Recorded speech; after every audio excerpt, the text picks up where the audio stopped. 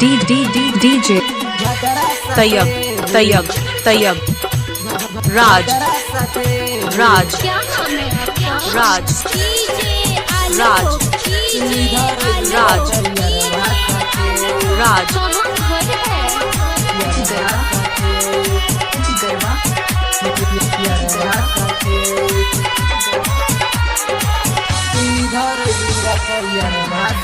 साजी तोहारे कादू टूटल बाटे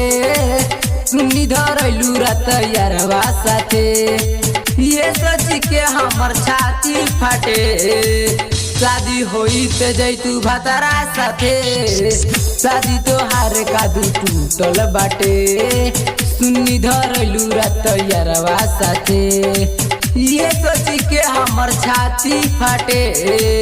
शादी होई ते जैतू भतरा साथे शादी तोहार कादू टूटल बाटे सुनी धरलू रात यारवा साथे ये सोच के हमर छाती फाटे शादी होई ते जैतू भतरा साथे DJ Tayyab Ansari भतरा साथे Ansari Ansari भतरा साथे सुनी धरलू रात यारवा साथे यारवा साथे यारवा साथे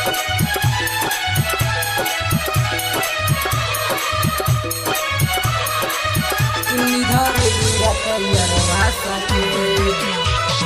माई बाबू के इज्जत तू ले लिहले बाड़े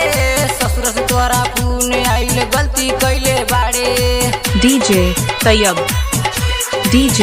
Tayyab माई बाबू के इज्जत तू ले लिहले बाड़े ससुर से तोरा पुणे आइले गलती कैले बाड़े करी ना शादी अब तोरा साथे रात धराइले बाड़ू यारवा साथे ये सोची के हमर छाती फाटे शादी होई ते जैतू भतरा साथे शादी तोहार कादू टूटल बाटे सुनी धरलू रात यारवा साथे ये सोची के हमर छाती फाटे शादी होई ते जैतू भतरा साथे भतरा साथे भतरा साथे सुनी धरलू रात यारवा साथे DJ Tayyab DJ Tayyab DJ Tayyab